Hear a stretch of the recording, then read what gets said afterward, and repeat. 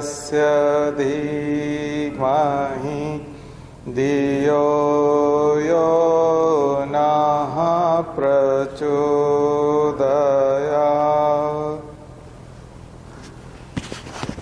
जो लोग गायत्री मंत्र बोलते हैं और जो नहीं बोलते हैं दोनों के लिए एक छोटा सा संदेश है कि गायत्री मंत्र एक सेक्युलर मंत्र है, कॉन्स्टिट्यूशनल है और सेक्युलर भी है। एंशिएंट तो है ही, लेकिन साथ साथ डिवाइन है, रिलीजियस है, बट स्पिरिचुअल भी है।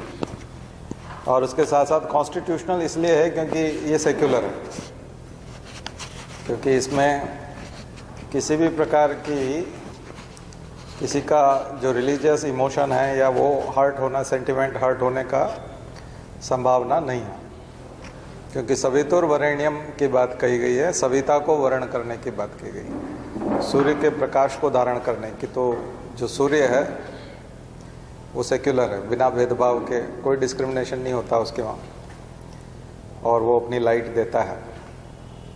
और रोशनी भी वो वाली रोशनी मामूली वाली नहीं, बहुत ज़बरदस्त पापनाशक और बहुत डिविनिटी वाली, देव स्वरूप। और भर्ग करने की बात कर रहा है, नष्ट करने की बात कर रहा है।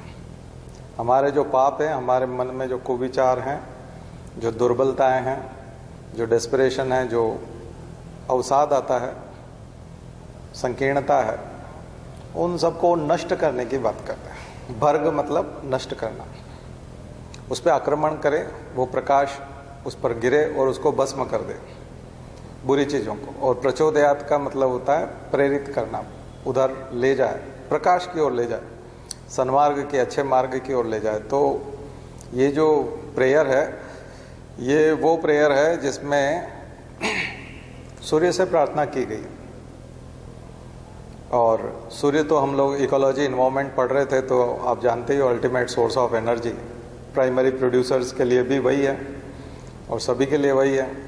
तो सोर्स ऑफ एनर्जी इस अर्थ के लिए, पूरी दुनिया के लिए, ब्रह्मांड के लिए, कहा पूरे ब्रह्मांड में तो और भी सूर्य हो सकते हैं, लेकिन हमारा जो सौरमंडल है उसमें तो पूरा पूरा सूर्य ही एकमात्र प्रकाश का स्रोत है। तो एक तरह से उसको थैंक्स दिया गया है, और सूर्य को जो भी देता है, मदद करता है, तो उसको थैंक्स देना चाहिए।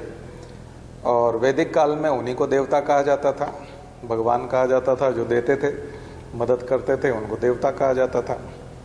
तो मुझे लगता है कि अगर हिस्ट्री के हिसाब से देखें, इन्वायरमेंट इकोलॉजी के हिसाब से देखें, साइंस के हिसाब से देखें और कानून के हिसाब से भी देखें, तो ये जो है काफ़ी हद तक कॉन्स्टिट्यूशनल है, काफ़ी हद तक सेक्युलर है। ठीक है, तो इससे किसी को ऐतराज़ नहीं होना चाहिए, क्योंकि आप जब हम इस को संस्कृत में जब हम बोल रहे हैं, तब आप हिंदी में या इंग्लिश में या अपनी जो भी लैंग्वेज है उसमें आप ये वाली प्रार्थना बोल सकते हैं, मन ही मन बोल सकते हैं। तो सबके लिए सद्बुद्धि की प्रार्थना करना, खुद के लिए तो है ही, लेकिन दूसरों के लिए भी। क्योंकि आप गाड़ी चला रहे हैं रोड पे और आप में तो बहुत अकल है और आपने शराब नहीं पी है और आप होश में भी हैं, लेकिन सामने वाला अगर नहीं है तो आप पे चढ़ा देगा, एक्सीडेंट तो फिर भी हो जाएगा। इसलिए अकल उसको भी चाहिए, उसके लिए भी होश की प्रार्थना करनी पड़ेगी। क्योंकि हम समाज में रहते हैं तो हम केवल अपने लिए होश की प्रार्थना नहीं कर सकते। हम किसी के साथ छेड़छाड़ नहीं करेंगे, हम किसी के घर में चोरी नहीं करेंगे, लेकिन दूसरा करेगा तो फिर कष्ट तो होगा ना। तो दूसरा भी ना करे, हम भी ना करें और दूसरा भी ना करे। इसलिए सबके लिए बुद्धि की प्रार्थना होती है, सबके कल्याण की प्रार्थना होती है, सबके कष्ट निवारण की बात होती है। ठीक है ना, तो इसी को बोलते हैं सर्वे भवन्तु सुखिना। तो मुझे लगता है थोड़ा सा फोर्थ पेपर का झलक आपको इसमें मिली होगी। ठीक है, चलिए तो थोड़ा करंट अफेयर्स की चीज़ करते हैं। इस बार मैं बिल्कुल नया आइडिया आपको देने वाला हूँ करंट अफेयर्स में। अभी तक हम जो पॉल्यूशन देख रहे थे, क्लाइमेट चेंज की बात कर रहे थे, और हम बात कर रहे थे ग्रीन हाउस प्रभाव की, कि पृथ्वी बहुत तेज़ी से ग्लोबल वार्मिंग हो रहा है और बहुत तेज़ी से गर्म हो रही, और हमारा सबसे बड़ा जो विलेन है वो कार्बन डाइऑक्साइड, हम टारगेट करते थे कार्बन डाइऑक्साइड। आज हम बात करेंगे नाइट्रोजन की। नाइट्रोजन एक तरह से इनर्ट गैस है और वायुमंडल में सर्वाधिक प्रतिशत होता है उसका। तो हम जो सांस लेते हैं उसमें नाइट्रोजन भी जाती है, बट वो हमारे शरीर में उस तरह की क्रियाएं नहीं करती क्योंकि वो इनर्ट है। तो हम जो ऑक्सीजन ज़रूरत की होती है उसमें से ऑक्सीजन को ले लेते हैं, और कार्बन डाइऑक्साइड भी होती है, वो भी अंदर जाती है, पर उसकी मात्रा बहुत ही कम होती है, नगण्य से होती है, आप जानते हैं। तो जब केमिकल कंपोजिशन ऑफ एटमॉस्फेयर आप पढ़ते हो तो उसमें 0.03 और वो, लेकिन 78% नाइट्रोजन। बट ये नाइट्रोजन बहुत ज़रूरी भी है और नुकसानदायक भी है। कार्बन डाइऑक्साइड ज़रूरी भी है, पृथ्वी को गर्म कैसे रख पाएंगे? पृथ्वी रहने लायक कार्बन डाइऑक्साइड की वजह से ही है, लेकिन अतिरिक्त गर्म कर देगी तो समस्याएं खड़ी हो जाएगी। तो अतिरिक्त गर्मी जो है वो ग्लोबल वार्मिंग है, और अतिरिक्त नाइट्रोजन जो है वो समस्या पैदा कर सकता है। तो आज हम उस अतिरिक्त नाइट्रोजन पे बात करेंगे। उसकी अपनी एक हिस्ट्री है, उसका अपना एक, यहां तक कि फर्स्ट वर्ल्ड वॉर के समय ट्रीटी ऑफ वर्साय जो हुआ था उसमें इसका जिक्र आया था नाइट्रोजन का। हेबर-बॉश प्रोसेस, हेबर-बॉश प्रोसेस जो है लेबोरेटरी में नाइट्रोजन तैयार करना। तो नाइट्रोजन क्यों जरूरी है? नाइट्रोजन इसलिए जरूरी है क्योंकि पौधे के लिए भी जरूरी है, पौधों का विकास भी उसी से होता है, और जंतुओं का, एनिमल्स का, प्लांट्स और एनिमल्स दोनों के लिए जरूरी है। हम जितना भी प्रोटीन कहते हैं वो सब नाइट्रोजन है, बिना नाइट्रोजन के प्रोटीन नहीं होगा। नाइट्रोजन से ही अमीनो एसिड, और अमीनो एसिड से ही प्रोटीन। और इसलिए नाइट्रोजन वाला फूड जो होता है, यानी अमीनो एसिड वाला जो प्रोटीन वाला फूड होता है वो महंगा होता है। प्रोटीन फूड बहुत महंगा है। आप कहते हैं कि बादाम में, अखरोट में, इसमें प्रोटीन बहुत ज़्यादा होता है, तो वो 1000 रुपये किलो तक चला जाता है। मार्केट में गेहूं का आटा जो है 50 रुपये किलो चला जाता है, जबकि वो उससे 20 गुना महंगा है। तो कार्बोहाइड्रेट सस्ता है लेकिन प्रोटीन महंगा है। और दुनिया भर में जो कुपोषण के शिकार हैं, मेल न्यूट्रिशन है लोगों को, तो उसमें प्रोटीन की कमी है, और उसी वजह से इम्यूनिटी भी खराब हो जाती है, क्योंकि इम्यूनिटी के लिए एंटीबॉडी बनती है, एंटीबॉडी भी एक प्रोटीन है। तो प्रोटीन बनाने के लिए भी प्रोटीन की जरूरत पड़ेगी, क्योंकि रॉ मटेरियल के तौर पे उसको अमीनो एसिड की जरूरत पड़ेगी। तो उसी का संबंध इम्यूनिटी से है, उसी का संबंध आपकी हड्डियों के बनने से है, उसी का संबंध इंटेलेक्चुअल से भी। हम बोलते हैं बादाम खाने से याददाश्त बढ़ती है, तो याददाश्त भी एक प्रोटीन है, मेमोरी प्रोटीन है। ब्लड भी, हीमोग्लोबिन, ग्लोबिन प्रोटीन है, हीम उसका प्रोस्थेटिक ग्रुप है। तो अमीनो एसिड्स जो है 531 जो उसमें होते हैं, उसमें आयरन भी जुड़ जाता है, तो वो हीमोग्लोबिन बन जाता है। तो हीमोग्लोबिन अगर किसी का कम हो जाए तो आप देखते हैं वो चल नहीं पाता है, तो एनीमिया इसीलिए बोलते हैं हम लोग। तो कमजोरी, प्रोटीन की कमी मतलब कमजोरी। और प्रोटीन की कमी अगर किसी पौधे में हो जाएगी तो उसको बीमारी लग जाएगी, पौधा फल नहीं दे पाएगा, बीज तैयार नहीं कर पाएगा, तो उसका कोई मतलब नहीं। इसलिए फसलों में यूरिया दिया जाता है, प्रोटीन, नाइट्रोजन। बिना उसके आप अगर खेती करेंगे तो अपनी जनसंख्या का पेट नहीं भर पाएंगे। तो आज से 300 साल पहले जब लोगों ने गेहूं खाना शुरू किया, पहली बार ब्रेड खाना शुरू किया, तो दुनिया भर के लोगों में ब्रेड खाने के लिए एक होड़ मची कि ब्रेड तो हम भी खाएंगे, लेकिन इसका उत्पादन कैसे होगा? आप अनाज खाना चाहते हैं, आप दालें खाना चाहते हैं, तो खेती तो काफी समय से हो रही थी, लेकिन 200-300 साल पहले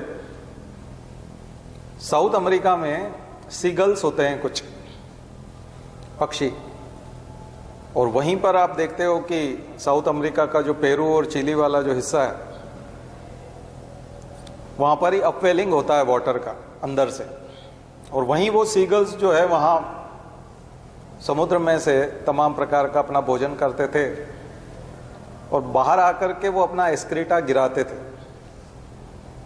उस अपवेलिंग के साथ चीजें ऊपर आती थी, समुद्र में खाने पीने की चीजें, यानी जो डेड बॉडीज हैं, जो मराइन एनिमल्स हैं उनका, और सीगल्स खाते थे। और वो किनारे के आसपास पूरे साउथ अमेरिका में, पेरू में, वो पोटी करते थे पक्षी, वहां आकर के अपना एक्सक्रीटा वहां गिराते थे। बीट बोलते हैं जनरली हम बर्ड्स की। और वो कई सालों तक गिराते रहे, सैकड़ों सालों तक, सेंचुरीज तक, कई सैकड़ों सालों तक उन्होंने ये काम किया। तो जमा हो गई, अच्छी खासी जमा हो गई। तो शुरू में जब लोगों को पहली बार पता चला तो उसके लिए वॉर हुए, सीगल की पोटी के लिए, क्योंकि वो नाइट्रोजन था।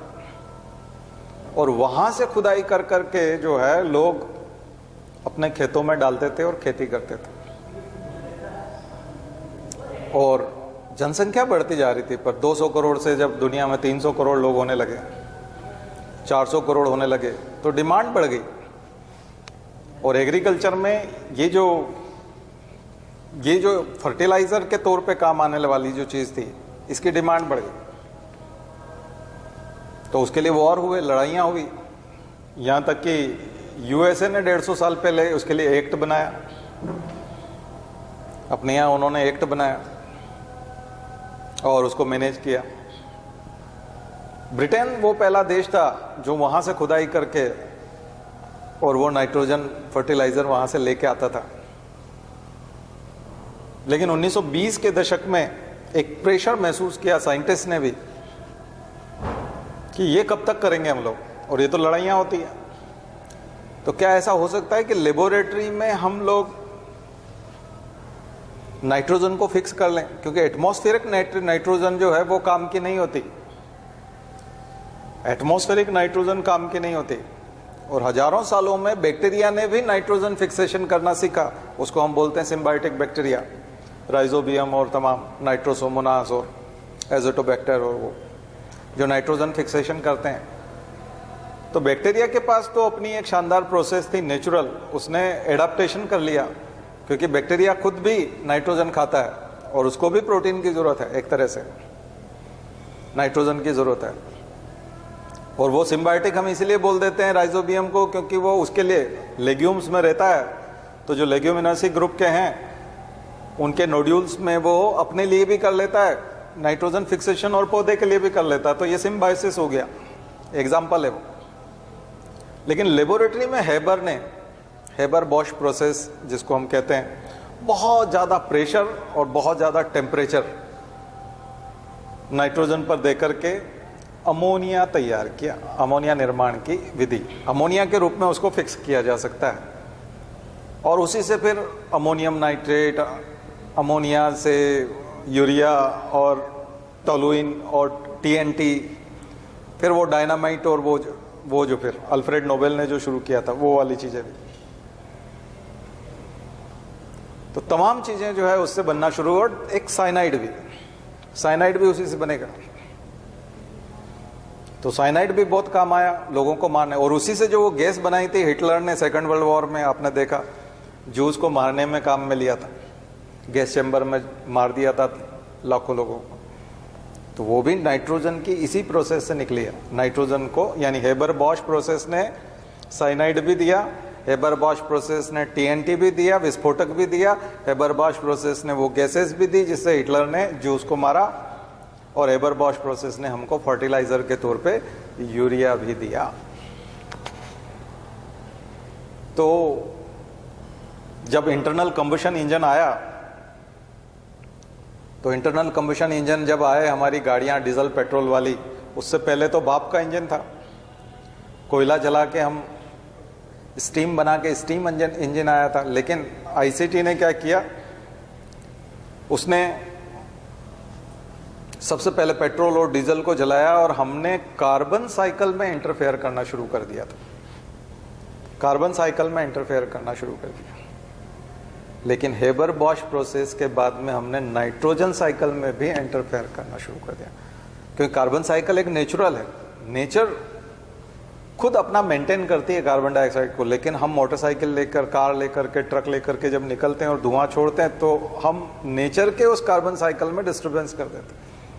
वो उसको मैनेज करने में कामयाब नहीं है। इसी वजह से तो ग्लोबल वार्मिंग है, और उसका सारा नतीजा हम लोग देख रहे हैं।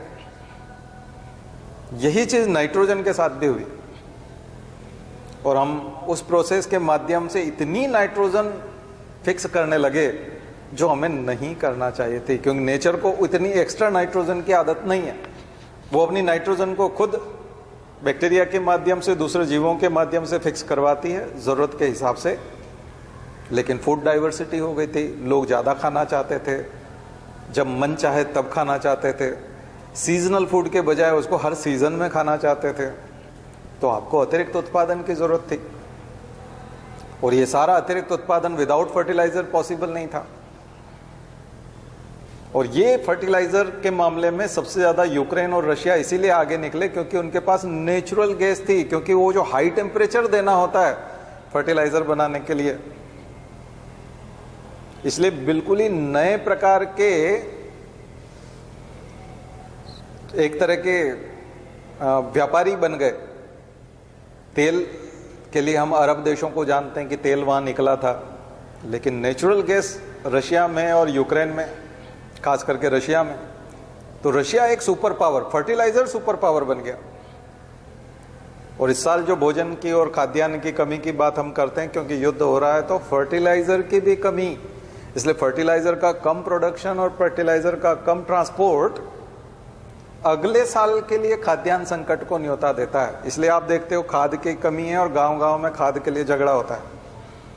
मध्य प्रदेश में भी खाद के लिए किसानों को उपलब्धता बहुत कम होती है, उसके लिए बहुत दिक्कत आती है, ब्लैक मार्केटिंग भी बहुत होता है। उसका कारण समझ में आ रहा होगा, यूक्रेन क्राइसिस। तो जो लोग जश्न मना रहे थे कि देखिए जितने लोग पढ़ते नहीं है ना, वो तो उनको पता ही नहीं कि क्या झंझट है, ये साइकिल कहाँ से आया क्या है, तो वो तो जश्न भी मना सकते हैं। उनको लगता है ये दोनों लड़ रहे हैं, बहुत अच्छा है, हमारे लिए बहुत अच्छा है। हमारे लिए बहुत बड़ा संकट है, क्योंकि फर्टिलाइजर सुपर पावर है, यूरोप को भी वही देता है, अमेरिका को भी वही देता है। यूरोप अमेरिका भी बनाते हैं फर्टिलाइजर। एक समय में फाइट कहाँ हुई थी? पेरू में, उस ईगल की बीट के लिए, क्योंकि वही फर्टिलाइजर था और उसी को डाल डाल के लोग ज्यादा उत्पादन करते थे। लेकिन जब हरित क्रांति आई तो हरित क्रांति इसकी वजह से आई, इसलिए नॉर्मन बोरलॉग और ये जो हरित क्रांति लेके आए थे पूरी दुनिया में 1920 के बाद, भारत में वो 1970 में आई, 1967 के बाद, लेकिन दुनिया में तो वो 1930-40 तक आ चुकी थी। तभी तो दूसरे देश तो संपन्न थे और हम आयात करते थे, तो आयात जिसके पास से करते थे वो तो उगा रहा था ना, तो इसका मतलब हरित क्रांति वहां तो आ चुकी थी। तो हालांकि फर्टिलाइजर की वजह से हरित क्रांति आई, लेकिन इसका एक नुकसान यह है कि अब चूंकि जनसंख्या 800 करोड़ हो गई है, थोड़े समय में 900 करोड़ भी होगी, ठीक है, 1000 करोड़ भी हो सकती है, तो हमको और नाइट्रोजन की जरूरत पड़ेगी, और नाइट्रोजन फिक्स करने की जरूरत पड़ेगी, और ज्यादा फर्टिलाइजर की जरूरत पड़ेगी। लेकिन इसका नुकसान ये है कि ये जितना भी फिक्स किया हुआ फर्टिलाइजर है, ये बायोडाइवर्सिटी को लॉस करता है, बायोडाइवर्सिटी को खत्म करता है और पूरे एटमॉस्फेयर के केमिकल कंपोजिशन को खराब करता है, नाइट्रोजन साइकिल को डिस्टर्ब कर देता है।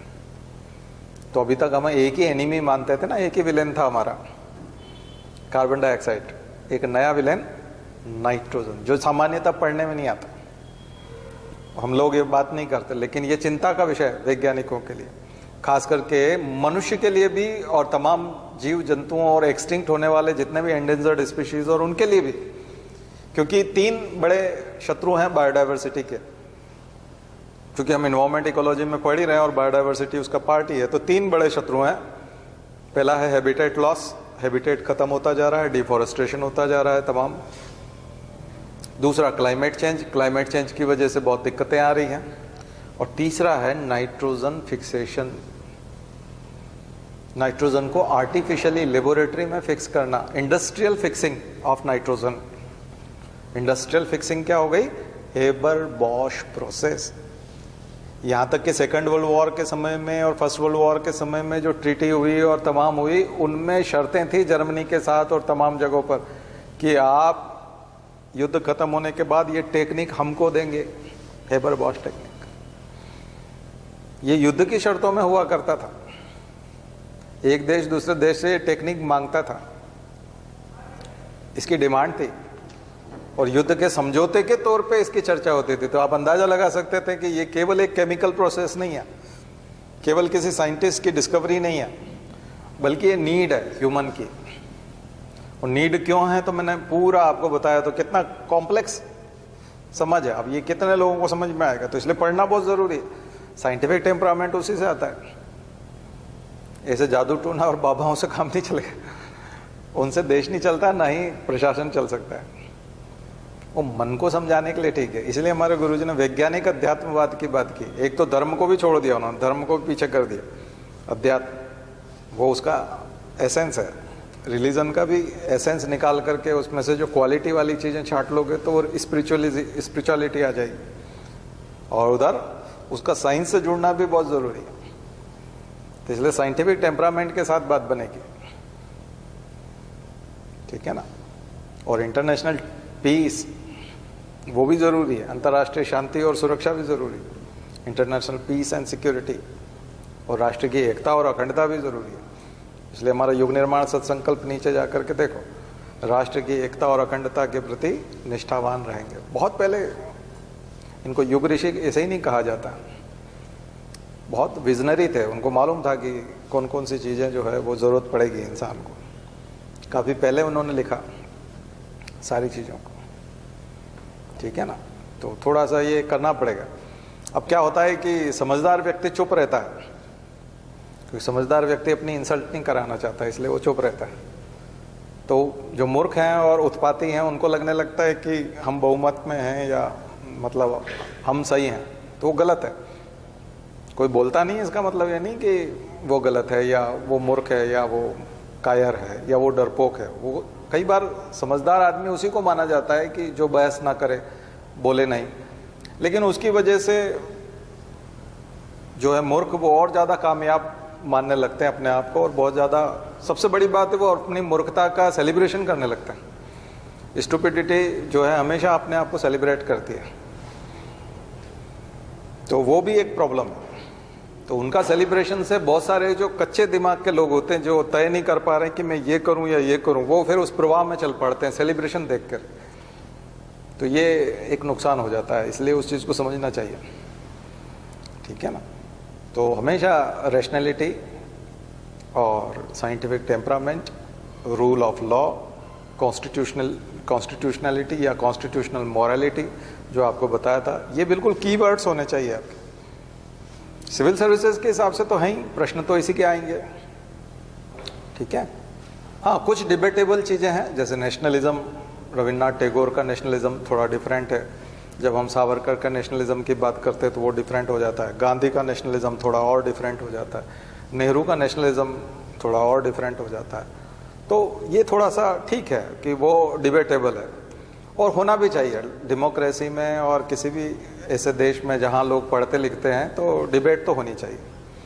विचार अलग अलग हो सकते हैं, बट मुझे लगता है कि ये सब लोग एक जगह पर किसी मंच पे आते तो एक दूसरे को प्रणाम जरूर करते हैं, ठीक है, और एक दूसरे का सम्मान जरूर करते, क्योंकि ये जानते थे कि ये इनकी सोच है, लेकिन वो उसका सम्मान करते थे। हमको लगता है कि गरम दल और नरम दल है, तो बाल गंगाधर तिलक और गोपाल कृष्ण गोखले जब भी मिलते होंगे एक दूसरे को जूते मारते होंगे, ऐसा नहीं होता था।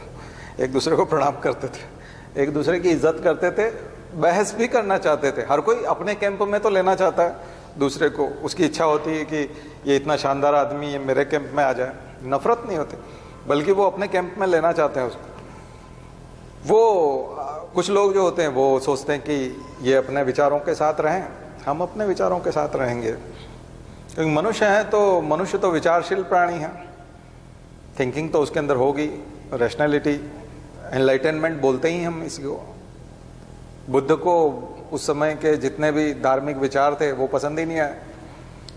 भगवान बुद्ध को लगा कि ये जो विचार हैं ये सारे कहीं ना कहीं ले जाते हैं और मुझे कहीं जाना नहीं है, तो मुझे अपना प्रकाश अपने अंदर ढूंढना है। इसीलिए वो अतदीपो भव की बात करते थे, अपना दीपक स्वयं बनो। और उन्होंने कहा कि मैंने जब किसी का नहीं माना और खुद अपना प्रकाश खुद ढूंढा, तो मैं नहीं चाहूँगा कि कोई मुझे ब्लाइंडली फॉलो करे, वो भी अपना प्रकाश खुद ढूंढे। इसलिए उन्होंने दूसरों के लिए भी यही कहा कि अपना दीपक स्वयं बनो, मेरे चक्कर में पड़ने की जरूरत नहीं है। तो ये बहुत क्लियर है, ठीक है।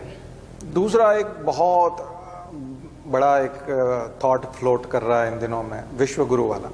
तो G20 का जब से हमको अध्यक्ष बनाया है एक अलग प्रकार का सेलिब्रेशन शुरू हो गया है कि हम विश्व गुरु हैं। तो आपको बताया था कि G20 कंट्रीज़ एक ऐसे रिकरिंग, मतलब ऐसे हर 20 देशों का नंबर आएगा 20 साल में अल्फ़ाबेटिकली। वो अभी इंडोनेशिया अध्यक्ष था 1 साल का, अब 2022-23 में भारत अध्यक्ष है उसका। तो हमको मीटिंग अरेंज करानी है, वेन्यू प्रोवाइड कराना है और अध्यक्षता करनी है, सारा प्रपोजल वगैरह जो आएंगे उनको कलेक्ट करना है, बातचीत कोई रखना चाहता है तो उसकी बात को सुनना है, तो एक मंच प्रदान करना है। तो भारत उसको मंच प्रदान करेगा। तो क्या हम विश्वगुरु वाकई में हैं? देखिए, वर्ल्ड पावर, सुपर पावर बनने का सपना देखना बुरी बात नहीं है। इंग्लिश में हम लोग उसको बोल देंगे सुपर पावर और हिंदी में हम उसको बोलते हैं महाशक्ति। और संस्कृत या धार्मिक या इंडियन भारतीय कल्चर, भारतीय संस्कृति के हिसाब से हम बोल सकते हैं विश्वगुरु। तो विश्वगुरु का एक हिंदी का मीनिंग जो होता है वो विश्व की महाशक्ति, वैश्विक महाशक्ति। और इंग्लिश कहेंगे तो सुपर पावर।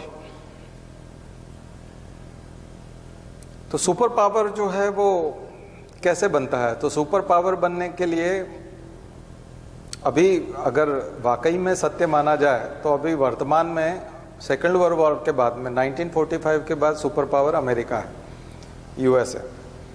वर्तमान में तो सुपर पावर अमेरिका ही है क्योंकि 25 ट्रिलियन की इकोनॉमी है, हम लोग 2.9 की हैं, 3 ट्रिलियन को टच करने वाले हैं बहुत जल्दी। अमेरिका ऑलरेडी 25 ट्रिलियन का है और जनसंख्या हमसे 5 गुना कम है, ठीक है। और 8 गुना जो है हमसे बड़ी, 8 या 9 गुना हमसे बड़ी इकोनॉमिक पावर है उसमें, और हमसे, और उसके बाद लैंड एरिया भी 5 गुना है इंडिया से, और जनसंख्या ऑलरेडी 5 गुना कम है। तो उल्टा हो गया, 10 गुना हो गया, 5 और 5। तो सुपर पावर वर्तमान में यदि देखें तो वो तो यूएस है। वो किस कारण से यदि देखें तो उसका कारण यदि आप ढूंढने का प्रयास करें तो वो है R&D, research and development, innovation. सबसे ज़्यादा पेटेंट तो साउथ कोरिया के सबसे ज़्यादा है, लेकिन अमेरिका पेटेंट फिर भी। R&D दुनिया भर के टैलेंट को इनवाइट करता है अपने यहाँ और उससे रिसर्च करवाता है और पैसा लगाता है। तो आइए जरा देख लें हम कि कितना पैसा लगाता है। तो G20 कंट्रीज़ को अगर हम देखें तो दुनिया भर में जो R&D में इन्वेस्ट होता है, G20 कंट्रीज़ 90% इन्वेस्ट करते हैं। ये जो G20 कंट्रीज़ हैं ये 90% इन्वेस्ट करते हैं R&D में। तो G20 कंट्रीज़ में भारत का स्थान यदि हम देखें तो काफ़ी 17वें नंबर पे आता है। हमसे 16 देश और हैं G20 में जो हमसे ज़्यादा कंट्रीब्यूट करते हैं R&D में। G20 में अगर परसेंटेज वाइज देखें तो 36% है यूएस। G20 कंट्रीज जितना कंट्रीब्यूशन देते हैं या यूं कहें कि इन्वेस्ट करते हैं इनोवेशन में, R&D में, रिसर्च में, एजुकेशन में, साइंस में, 36%। 20% करता है यूरोपियन यूनियन, EU। 18% करता है चाइना। भारत करता है ओनली 1%। भारत करता है ओनली 1%।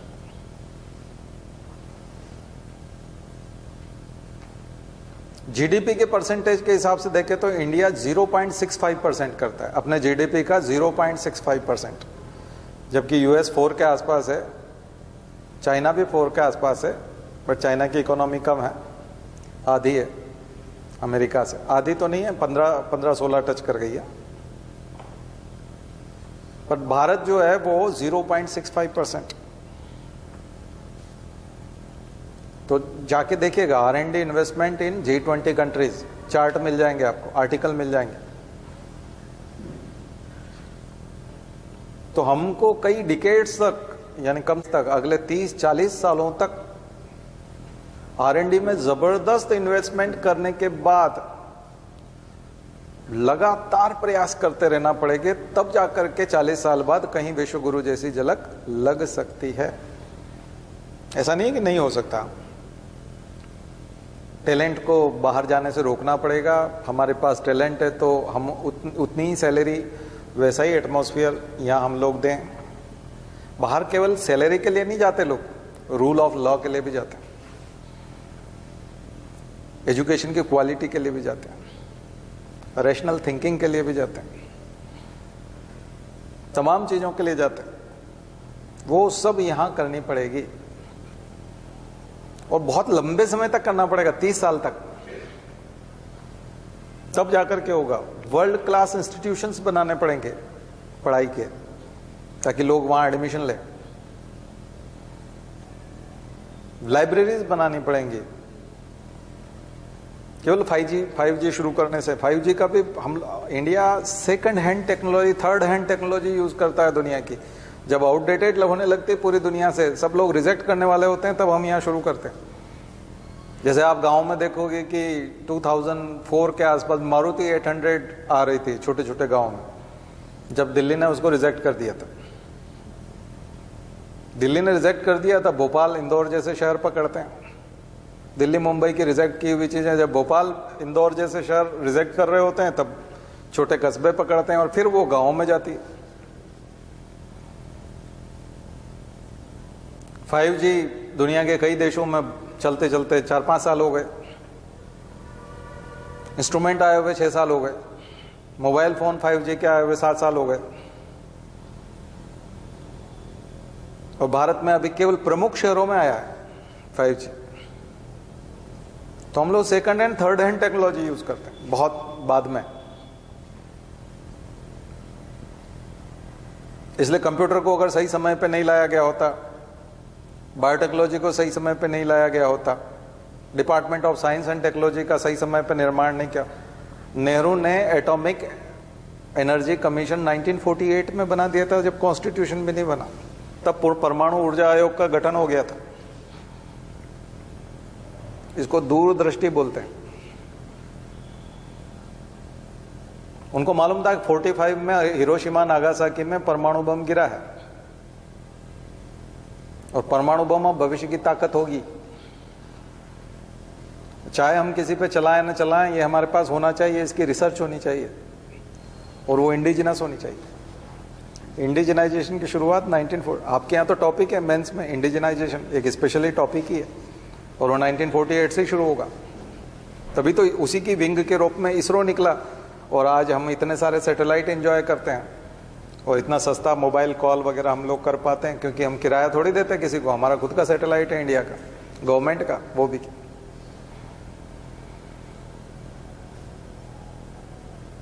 तो अभी तक थोड़ी सी गलती इंदिरा गांधी के समय हुई। डेंग जॉपिंग जब मैन्युफैक्चरिंग में उतर रहे थे चाइना में, और वो मैन्युफैक्चरिंग शुरू कर रहे थे 1971 से लेके 80 के बीच में, तब इंदिरा गांधी यहाँ की प्राइम मिनिस्टर थी, और वो पूंजीपतियों को बिल्कुल, जो निजी उद्योगपति हैं हमारे देश के, इंडस्ट्रियलिस्ट हैं, प्राइवेट लोगों को बिल्कुल फायदा नहीं पहुंचाना चाहते थे। इसलिए उन्होंने बहुत सख्त कानून बना रखे थे। लाइसेंस लेना जरूरी है, एक लिमिट कोटा सेट कर दिया था, परमिट लेना जरूरी है। तो वो लाइसेंस कोटा परमिट ने रेस्ट्रिक्ट करके रखा, उनको हाथ बांध के रखे उनके। और गवर्नमेंट सेक्टर में ही जो होगा वो होगा। इसलिए PSUs बने, पब्लिक सेक्टर अंडरटेकिंग्स ही बनते रहे, जबकि नेहरू थोड़े खुले दिमाग के थे। लेकिन नेहरू खुले दिमाग के थे तो उससे पहले मैंने बॉम्बे प्लान बताया था आपको। बॉम्बे प्लान, JRD टाटा, बिरला, तो टाटा बिरला जैसे लोग उसमें थे बॉम्बे प्लान में, और उन्होंने कहा था कि नेहरू जी ऐसा है कि आपको समाजवाद लाना पड़ेगा, कैपिटलिज्म से इस देश में हम नौकरियां भी नहीं दे पाएंगे और विकास भी नहीं कर पाएंगे। औद्योगिक विकास इस देश का अगर करना है तो सरकार को इंटरफेयर करना पड़ेगा, सरकार को उद्योग में उतरना पड़ेगा, इंडस्ट्रीज लगानी पड़ेंगी, PSUs लगाने पड़ेंगे, क्योंकि हम लोग तो छोटा मोटा कुछ कर लेंगे, किसी एक प्रोडक्ट के लिए कर लेंगे, 2 प्रोडक्ट के लिए कर लेंगे, लेकिन इतने लोगों को रोजगार नहीं दे पाएंगे। लेकिन 1970 आते आते दुनिया भर में इन्वेस्टमेंट आने लगा था। वेस्टर्न कंट्रीज में लोग रिटायर होने लगे थे, अपने पेंशन के पैसे वो इन्वेस्ट करना चाहते थे, शेयर मार्केट डेवलप हो गए थे। तो हमारे प्रधानमंत्री को उस समय में उसके हिसाब से चलना था।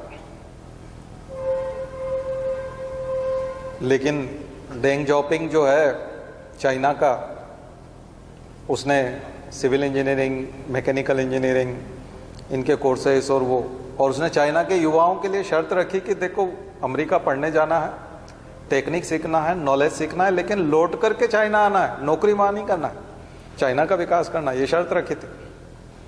ये शर्त हमने नहीं रखी। हमारे जितने भी लोग पढ़ने के लिए अमेरिका गए वहीं नौकरी करके वहीं बैठ गए, इंडिया वापस नहीं आए, तो देश में कंट्रीब्यूशन ही नहीं हुआ नॉलेज का। और हमारी सत्ता ने प्राइवेट लोगों को नकारा, उनको बहुत सारे प्रतिबंधों में बांध दिया, तो उनकी हिम्मत नहीं हुई इन्वेस्ट करने की और नौकरी दिलाने की। तो ये सारी चीजें हमको पिछड़ने के लिए पर्याप्त थी। बट उसके बाद 1985 में थोड़ा सा आप देखेंगे कि थोड़ा सा शिथिल हुआ, थोड़ा सा रिलैक्स किया राजीव गांधी ने, हल्का सा, और कुछ मामलों में किया। लेकिन 91 में नरसिम्हा राव ने तो पूरा एलपीजी लेकर आए। इसलिए उसको बोलते हैं हम इकोनॉमिक रिफॉर्म्स, आर्थिक सुधार। आर्थिक सुधार का मतलब लाइसेंस, कोटा, परमिट की जरूरत ही नहीं है। जो जितना इन्वेस्ट करना चाहता है, लिबरल, एकदम लिबरलिज्म, एलपीजी, प्राइवेटाइजेशन और ग्लोबलाइजेशन। दुनिया से कोई भी आकर के आए और इन्वेस्ट करे, प्राइवेट चलाना चाहता है प्राइवेट चलाए, कोई रेस्ट्रिक्शन नहीं होगा। और उसके बाद हम देखते हैं कि ग्रोथ इंजन जो है हमारा चला। तो ये जो सुधार आते आते जो देर हुई, उसका नुकसान हमको झेलना पड़ा। अदरवाइज नेहरू तो विजनरी थे। 1948 में एटॉमिक एनर्जी कमीशन बना देना, परमाणु ऊर्जा आयोग का गठन कर देना, जब देश भी आजाद नहीं हुआ पूरी तरह से। क्यों? क्योंकि कॉन्स्टिट्यूशन कहाँ बना था? हम लोग तो अंग्रेजों की बनाई हुई व्यवस्था से काम चला रहे थे। तो 50 का तो इंतजार कर ही सकते थे, वो 26 जनवरी 1950 का, कि पहले संविधान बन जाने देते हैं फिर। लेकिन उनको लगा नहीं देर हो जाएगी, तो संविधान बनने के भी 2 साल पहले उन्होंने लागू कर दिया। तो ये कितनी बड़ी बात है। और पहली पंचवर्षीय योजना, दूसरी पंचवर्षीय योजनाओं में आप जाकर के देखोगे तो तमाम इंडस्ट्रीज खड़ी हो चुकी थी और तमाम डैम बन चुके थे, बड़े बड़े डैम बन गए थे, बांध परियोजना है तमाम उसी समय की। और उन्होंने कहा था ये आधुनिक भारत के मंदिर होंगे। उन्होंने कहा ये आधुनिक भारत के मंदिर है।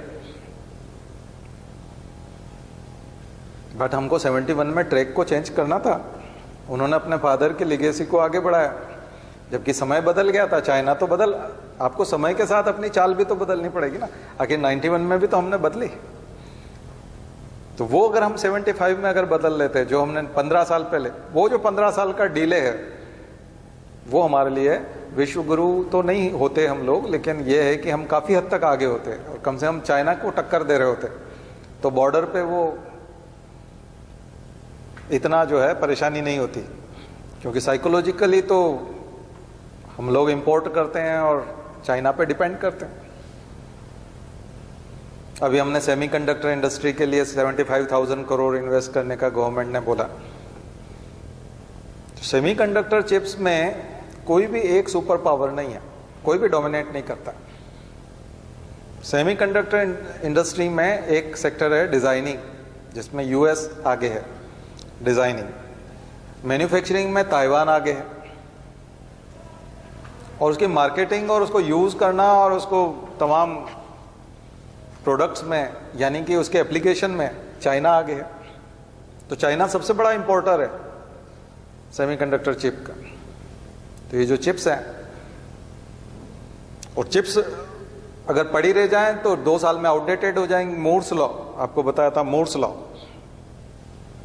कि 2 साल के अंदर चिप्स की साइज छोटी हो जाएगी और उसकी एफिशिएंसी डबल हो जाएगी। इसलिए आप जब मोबाइल की दुकान पे जाते हो तो मोबाइल ज़्यादा स्लिम पतला, 2 साल बाद जाओगे तो आपका मोबाइल एकदम डब्बा लगने लगे, क्योंकि आप फील करोगे सैमसंग की या किसी भी दुकान पे जाके, तो वो चलाने देता है ना आपको, वो आप चला सकते हो उसको वहाँ जा करके, तो आप फील करते हो बहुत पानी की तरह चलता है। नया वाला जो फ़ोन है वो बहुत एकदम फास्ट चलता है, स्क्रीन ज़्यादा आपको अट्रैक्टिव लगती है और स्लिम हो जाता है और वेट भी कम हो जाता है और स्पीड डबल हो जाती है। जब आप उसको चलाते हो तो एकदम ऊपर आता है, जबकि आपका स्लो आता है, प्रोसेसिंग स्लो करता है। यह है चिप का खेल, मूर्स लॉ। और वो जो 24 मंथ बोला था मूर्स ने, वो 18 मंथ हो गया, बल्कि अब तो 18 मंथ में ही 1.5 साल में ही हो जाता है। 2 साल का इंतजार ही नहीं करना पड़ता, एकदम डबल हो जाता है। वो 61 में बोल के गया था, वो आज सही हो रहा है। और 61 से लेके अभी तक चिप्स ने अपना कमाल डबल, उनकी साइज छोटी हो जाती है और ज्यादा डेंस हो जाएंगे, वो बहुत सारे हो जाएंगे, बहुत सारी चिप्स लग जाएंगे, इतने ट्रांजिस्टर, इतनी सारी चीजें लग जाएंगी कि कॉम्प्लेक्स मशीन तैयार हो जाएगी और बहुत हल्की होगी। तो ये तो बहुत जबरदस्त R&D मांगता है, जबरदस्त इन्वेस्टमेंट मांगता है। तो भारत ने पहली बार 75,000 करोड़ लगाया, लेकिन गलत समय पे लगाया। ना तो हमारे पास चिप मेकिंग मशीन है, ना R&D पहले से हुआ है, तो ना हमारे पास उसका एजुकेशन है। और सबसे बड़ी बात है कि जो वेदांता मुंबई में, वहाँ महाराष्ट्र में कर रहा था, वो इधर आ गया, उद्धव ठाकरे के ऊपर डाल दिया हमने। और अब गुजरात में भी उसको जमीन नहीं मिल रही, अभी तो लैंड एक्विजिशन होना है, तो खटाई में अभी तो प्रोजेक्ट। वो तो सरकार ने कहा कि अगर कोई शुरू करेगा तो 75,000 करोड़ तो हमसे ले जाओ। अब शुरू तो करो, एक तरह का PLIS है वो, प्रोडक्शन लिंक्ड इंसेंटिव स्कीम का पार्ट है। तो बात समझ में आ रही है। तो सेमीकंडक्टर चिप्स के खेल में अमेरिका ने अभी उसको कहा है कि बहुत ही ज़्यादा, यानी कि हमारी GDP के, हमारे पूरे इकोनॉमी के बराबर पैसा उसने डाल दिया।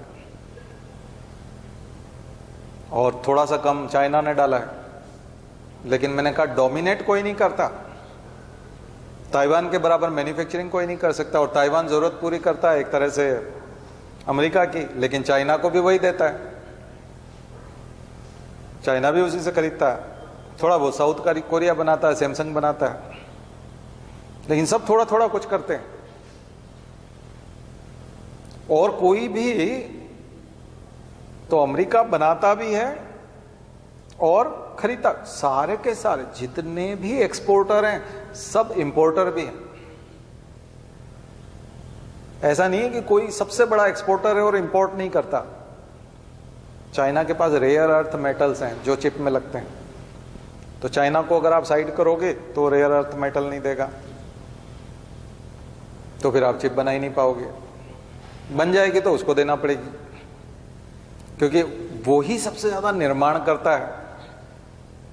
चाइना ही सबसे ज्यादा फोन बनाता है, चाइना ही सबसे ज्यादा इलेक्ट्रॉनिक्स, लैपटॉप, कंप्यूटर और ये सब बनाता है। चिप का सबसे ज्यादा यूज ही वही करता है। तो आप बना रहे हो और बहुत बल्क में बना रहे हो, तो दोगे किसको, बेचोगे किसको? 3 महीने पड़ी रह गई तो अब तो उसकी उम्र 15 साल ही रही, 15 महीने ही रही। 1 साल पड़ी रह गई तो केवल वो 6 महीने ही काम का, क्योंकि 6 महीने बाद तो डबल आ जाएगा, डबल स्पीड वाला आ जाएगा। इसलिए उसको स्टोर करके भी नहीं रख सकते। बनने के बाद तुरंत उसका बिक्री होना और किसी प्रोडक्ट में लगना और फिर उसका मार्केट में बिकना जरूरी है, तभी फायदा है। तो पूरी इंडस्ट्री समझ में आ रही है। और चाइना अगर मना कर दे कि मैं रेयर अर्थ मेटल नहीं दूंगा, तो वो कहेगा अच्छा ठीक है, तो फिर उसकी इकोनॉमी में असर आ जाएगा, उसकी इनकम खत्म हो जाएगी, क्योंकि उससे वो पैसा कमाता है। बात समझ में? सब लोग ऐसे फंसे हुए हैं उसमें ना, कोई डोमिनेट नहीं करता। और इंडिया ऐसे समय में 75,000 करोड़ के साथ उसमें गेम खेलने के लिए उतरा। उसी समय में बाइडेन ने हमसे लगभग 80 गुना पैसा डाल दिया। तो 80 गुना जब वहां डाल रहा है कोई, तो इन्वेस्ट लोग कहां करेंगे? वहां पर कंपनी कहां जाएगी? वहां पर रॉ मटेरियल किसको देगा? अमेरिका को देगा। भारत में क्यों लगाएगा? घाटे का सौदा। तो हम हर जगह पर, हमारी ट्रेन लेट है और काफी हद तक लेट है। और PSU के तो खिलाफ है वर्तमान प्रधानमंत्री, बोलते हैं business is not business of government. Government का काम ही नहीं है धंधा करना। नेहरू का तो ऐसा लगता है कि जैसे वो धंधा करने ही आए हैं, लेकिन वो जमाना अलग था, क्योंकि उन्होंने बना के दिया, अब तो कोई भी कर लेगा, कॉपी करना है। भारत में इसलिए भी नहीं आते क्योंकि अभी पेटेंट लॉ, बहुत सारे लॉ नहीं है। अभी हम लोगों को भारत में इन्वेस्टमेंट, वही मैं बता रहा था कि R&D हम 1% है। अमेरिका 36% है, चाइना 18% है, हम 1% है। विश्वगुरु बनने के लिए हमको दुनिया में नंबर 1 इन्वेस्टमेंट चाहिएगा सबसे पहले तो। लेकिन इन्वेस्टमेंट कहां से आएगा? Rule of law, corruption free होना पड़ेगा। जब कंपनियों को लगेगा कि वहां जाते हैं और हम फंस जाते हैं, और वहां का कोर्ट तो अंबानी को फेवर करता है, क्योंकि $4 बिलियन से ऊपर उसने लगाया अमेजोन ने, यहां आया, उसने बिग बाजार पहले ही खरीद लिया था, हमारी कोर्ट ने फेवर करके रिलायंस को दे दिया कि बिग बाजार तो रिलायंस का रहेगा, अमेजोन का नहीं रहेगा। तो उससे तो उसका, ये तो कंपटीशन के खिलाफ है। दुनिया की कोई कंपनियां आकर के यहाँ सिम बेचना चाहती है, व्यापार करना चाहती है, और रिलायंस कहेगा, जियो कहेगा कि मैं 1.5 साल तक फ्री दूंगा, तो किसी को फ्री देने दोगे तो फिर वो, उसका तो सिम बिकेगा नहीं, तो वो तो अपना वाइंड अप करके चला जाएगा। पिछली बार फोर्ड, एमजी, सब बड़ी बड़ी कंपनियां चली गई पिछले साल यहाँ से वाइंड अप करके, क्योंकि हम टाटा को सपोर्ट कर रहे थे। तो जब हम बायस्ड होंगे तो बाहर की कंपनियां तो आएंगी नहीं, क्योंकि हम अपने देश की कंपनियों को सपोर्ट करना चाहते हैं। तो फिर अपने देश की कंपनियां उसको पकड़ ले, R&D को, और उसको उस लेवल पे ले चली जाए, वो उनमें क्षमता नहीं है। क्योंकि अमेरिका तो ओपन है, अमेरिका का काम है अच्छे रोड अवेलेबल कराना, बाहर से कोई भी आता है तो उसके बच्चे को फ्री एजुकेशन देना, बाहर से कोई आता है और बीमार हो जाए तो उसको अच्छी चिकित्सा दिलवाना, उसके साथ अगर बुरा हो जाए तो पुलिस तुरंत जाकर के उसको न्याय दिलाए, कोर्ट तुरंत बिना किसी गड़बड़ के उसको सपोर्ट करे। रात को 2 बजे भी यदि कोई घूमना, विदेशी भी अगर घूमना चाहता है तो उसको कोई सवाल ना करे कि तुम यहाँ कैसे घूम रहे हो। साफ पर्यावरण हो, साफ हवा हो, पीने का साफ पानी हो, करप्शन नहीं हो, उसके साथ धोखाधड़ी ना हो, उसके साथ यदि कुछ बुरा होता है तो तुरंत उसको न्याय मिले, तो फिर आदमी वहां रहना चाहेगा, वहां पढ़ना चाहेगा, वहां नौकरी करना चाहेगा, वहां पैसा लगाना चाहेगा, अपनी भविष्य की जिंदगी का अपना सपना वहां देखेगा। अगर वो चर्च में जाना चाहता है तो उसको चर्च में जाने दिया जाए, अगर वो मंदिर में जाना चाहता है तो वहां ढेरों मंदिर है। गायत्री प्रवाह वाले हम लोग तो अश्वमेध यज्ञ करके आ गए अमेरिका, क्योंकि लिबर्टी, स्टैच्यू ऑफ लिबर्टी, स्वतंत्रता, फ्रीडम। तो कई लोग बोलते हैं कि फ्रीडम नहीं होना चाहिए। फ्रीडम नहीं होगी तो अट्रैक्ट कैसे करोगे? तो विश्व गुरु केवल ऐसे ही थोड़ी बन जाओगे, जादू टोने से थोड़ी बनेंगे विश्व गुरु। पढ़ाई लिखाई करनी पड़ेगी ना, साइंटिफिक टेम्परामेंट, ये जो जितनी मैंने लिस्ट बताई, कॉन्स्टिट्यूशन इसीलिए जरूरी है, और कॉन्स्टिट्यूशन की सुप्रीमेसी भी जरूरी है। और ये जो इंस्टीट्यूशंस हैं, सुप्रीम कोर्ट सुप्रीम होना चाहिए, नाम है उसका सुप्रीम कोर्ट। इलेक्शन कमीशन बनाया तो डेमोक्रेसी दिखनी चाहिए। Election commission free and fair election के लिए है, तो दिखना भी चाहिए। ऐसा ना हो कि वो आपके हिसाब से तारीखें बता रहा हो, आपके हिसाब से चुनाव के रिजल्ट सुनाता हो, आपके हिसाब से काम करता हो। फिर इलेक्टोरल बॉन्ड जैसी ओपेक चीज नहीं होनी चाहिए, ट्रांसपेरेंट होना चाहिए, और रूल ऑफ लॉ होना चाहिए, कानून का शासन होना चाहिए, रूल बाय लॉ, चाइना जैसा नहीं। या फिर चाइना जैसे ह्यूमन राइट्स का वायलेशन कर लो, मानवाधिकारों का उल्लंघन कर लो, और 12-12, 18-18 घंटे लोगों से काम करा के सस्ते प्रोडक्ट बनवा लो, उनको सैलरी मत दो। वहां के लोग शहरों में मकान नहीं खरीद सकते चाइना के, उनको गांव वापस जाना पड़ेगा। अगर शहर में आ गए तो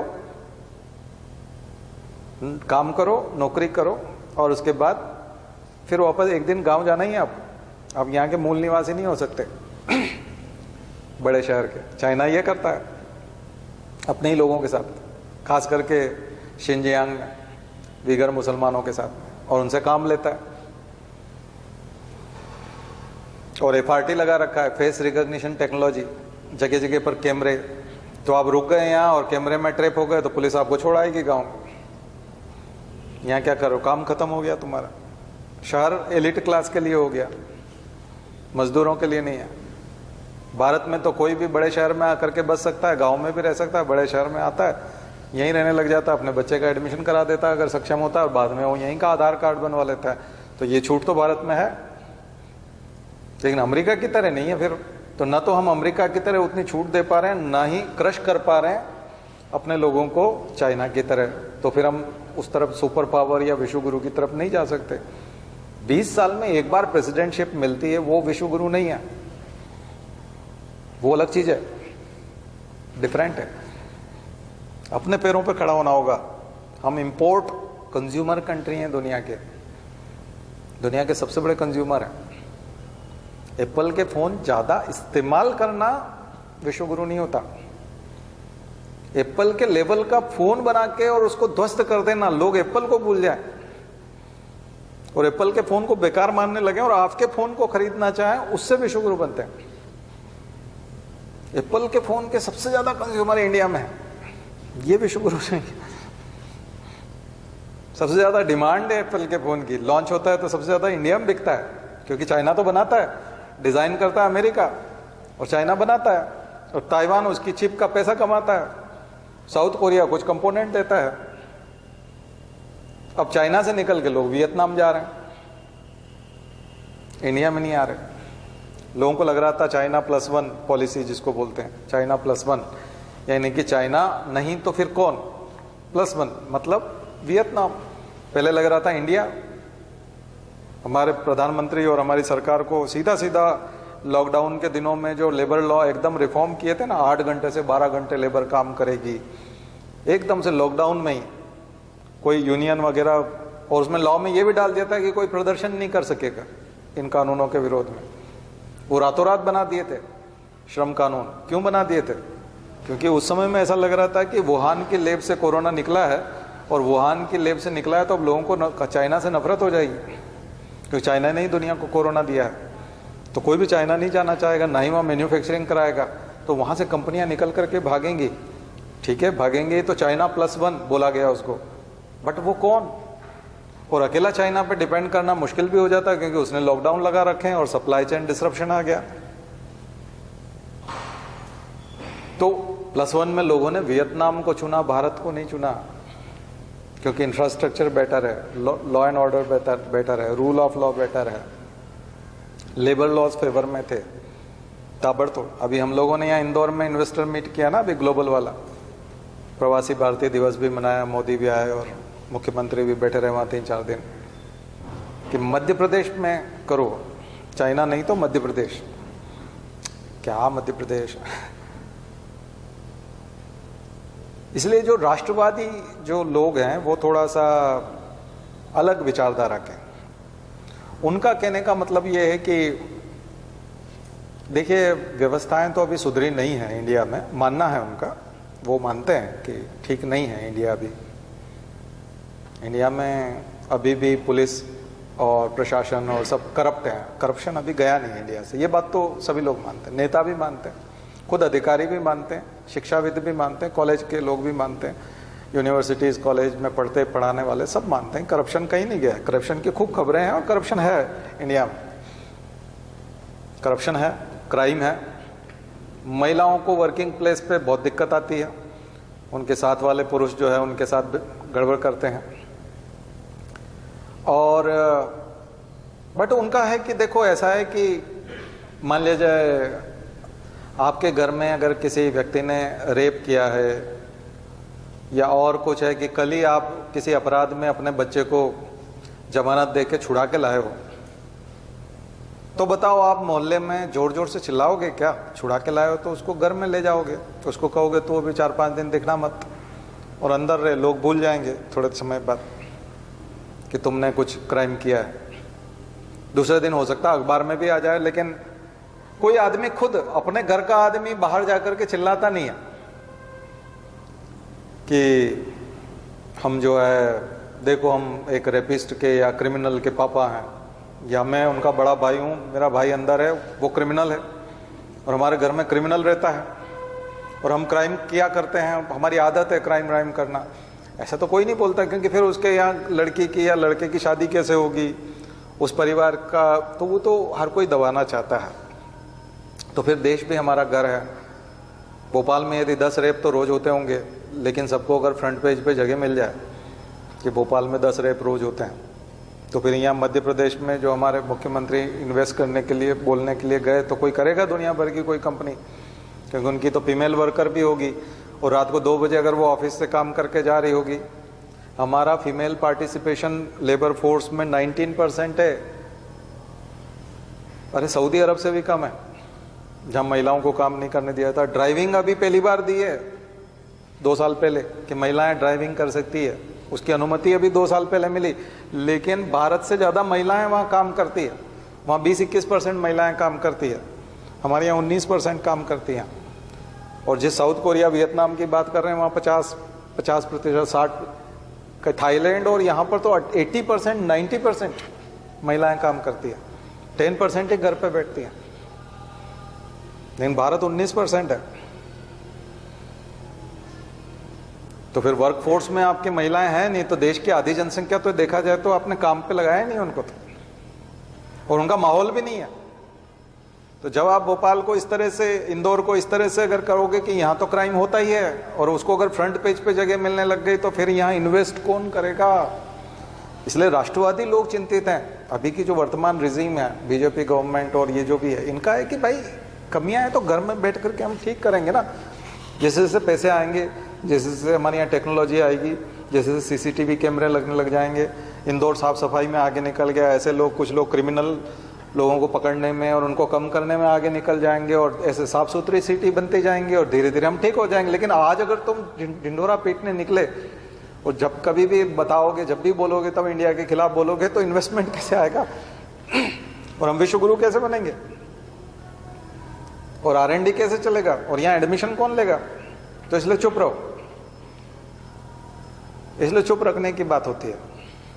तो उसके पीछे भी उनकी मंशा है कि ठीक है कि हमारे यहाँ कमी है, ठीक है कि हमारे घर में गड़बड़ हुई है, ये हम मानते हैं, हम नकार नहीं रहे, लेकिन इसका ढिंडोरा पीटने की क्या जरूरत है? इसलिए तो द हिंदू इंडियन एक्सप्रेस बोलता है तो ये केवल सिविल सर्विसेज के लिए रिजर्व हो गया, क्योंकि सिविल सर्विसेज वालों को तो पढ़ना पड़ेगा ना आपको। और हमारे सवाल, अब मैं तो चाहता हूं कि आपको अगर हिंदू राष्ट्र बनाना है तो सिविल सर्विसेज में 5 पेपर कर दो, एक रामायण का कर दो, एक महाभारत का कर दो, एक गीता। मैं वो पढ़ाने लग जाऊंगा, हमारी क्लास तो तब भी टॉप पे रहेगी, मुझे तो वो भी आता है। लेकिन सवाल तो सारे यही वाले आते हैं जो मैं पढ़ा रहा हूं अभी आपको। आप पेपर उठा के देख लो पिछले, ये सवाल आएंगे तो यही पढ़ाना पड़ेगा। तो वो हम लोगों के लिए अभी ये जो है बंद कमरे की बातचीत है। यूट्यूब पे ओपन जरूर है, लेकिन केवल सिविल सर्विसेज वालों को देखना है, बाकी लोगों को वो सब ढकना है, वो सब माहौल बनाना है। इसलिए हिंदी न्यूज़पेपर कभी भी नहीं करते, क्योंकि अपने देश का कॉन्फिडेंस भी लूज नहीं करना है, चाहे झूठ बोल करके कॉन्फिडेंस बना के रखना पड़े। क्योंकि कॉन्फिडेंस लूज हो जाएगा कि हम कभी भी, वाकई में वो आंकड़े आप इंडियन एक्सप्रेस के और द हिंदू के देख लोगे तो हर आदमी में निराशा छा जाएगी कि कहाँ 36%, कहाँ 1%, जीडीपी का 0.65%, मतलब कभी नहीं बन सकते अगले 50 साल में भी से। इसलिए अगले 3 सप्ताह का कोई ठिकाना नहीं, और हम सीधे हमारे जितने भी नेता हैं, अधिकारी हैं, सब 2047 की बात करते हैं। तुम तो आज़ादी के 100 साल हो जाएंगे 2047 में, तब देखना इस देश का क्या होगा। 20 ट्रिलियन 30 ट्रिलियन की इकोनॉमी होंगे हम। तुम सोच नहीं सकते, ये जो देश दिख रहा है ये ऐसा थोड़ी रहेगा। ऑटोमेशन होगा, फलाना होगा, हर चीज़ ऐप पे होगी। स्वामित्व स्कीम जो प्रधानमंत्री ने शुरू की, बहुत अच्छी स्कीम है, लेकिन वो तो इम्प्लीमेंट हो जाएगी। सब लोगों का रिकॉर्ड, गांव के जितने भी लोगों की ज़मीन है, सब ड्रोन सर्वे होगा, अपलोड हो जाएगा, वेबसाइट से ले सकेंगे, इंटरनेट से डाउनलोड कर सकेंगे। पटवारी की ज़रूरत नहीं, करप्शन ख़त्म, भूमाफिया ख़त्म, क्योंकि कोई किसी की ज़मीन पर कब्जा नहीं कर। प्रॉपर्टी का ऑनरशिप दे रहे हैं, क्रांति है, रिवोल्यूशन, डिजिटल रिवोल्यूशन, डिजिटल क्रांति, ये सब सिलेबस है आपका। और ये पूछेगा स्वामित्व स्कीम 2020 में जो लॉन्च हुई, अभी 23 में उसका जोर शोर से, मध्य प्रदेश तो उसमें है पायलट प्रोजेक्ट में। और एक बार ये हो गया तो फिर क्रांति, हर आंकड़ा आपको मोबाइल पे, इंटरनेट पे। फिर देखो विश्व गुरु कैसे नहीं बनते, इसी को तो विश्व गुरु कहते हैं।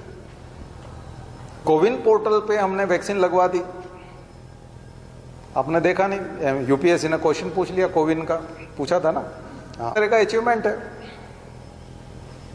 तो ये है विश्व गुरु, और हम बन रहे हैं, हम सुपर पावर हो जाएंगे, क्योंकि जमीनें सारी मोबाइल पे आ जाएंगी, और 5 मिनट के अंदर लोन आपके खाते में ट्रांसफर।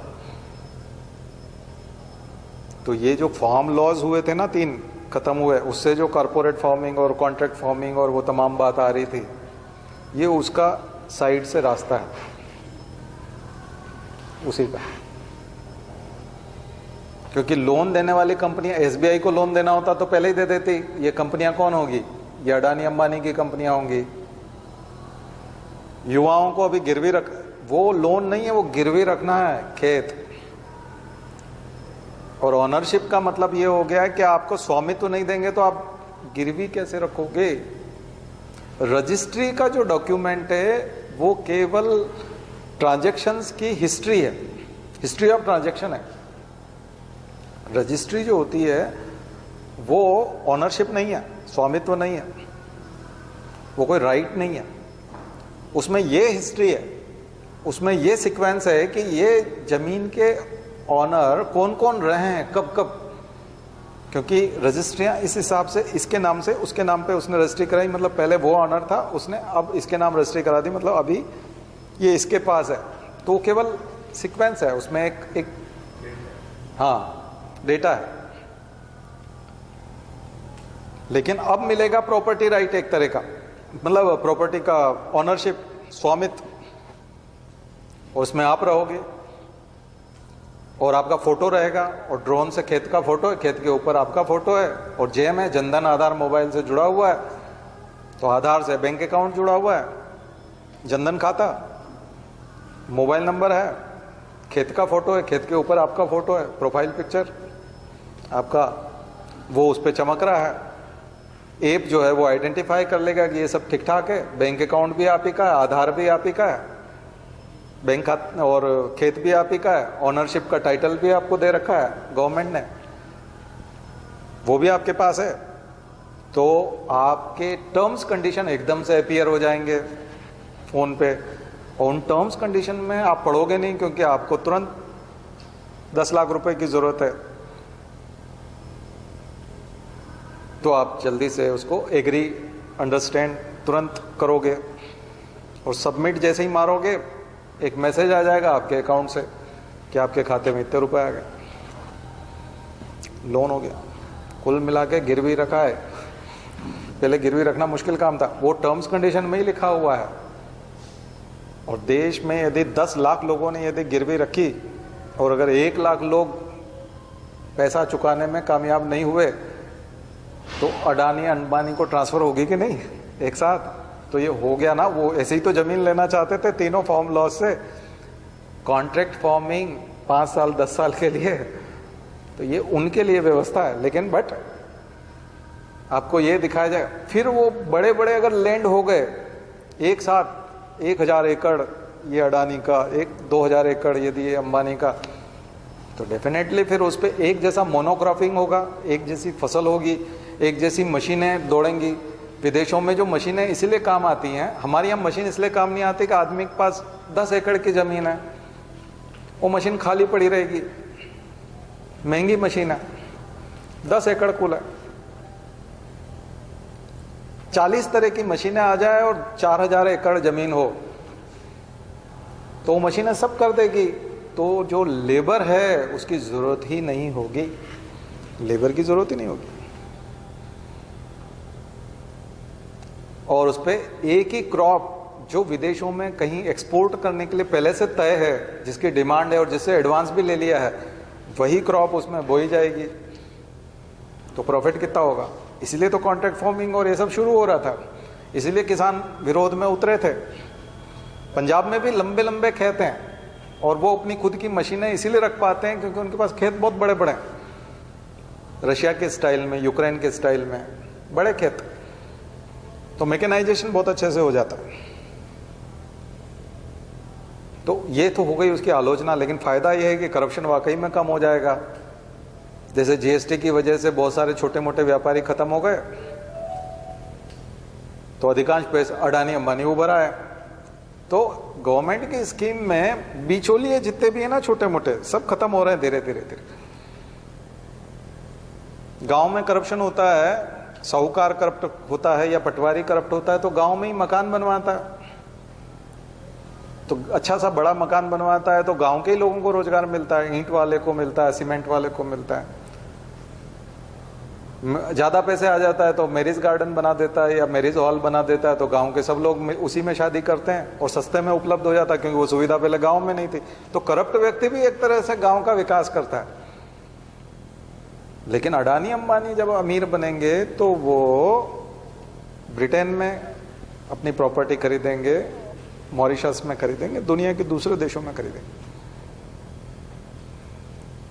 समुद्र के किनारे अपने एक एक बच्चे के लिए बड़ी बड़ी प्रॉपर्टी वो खरीदते हैं।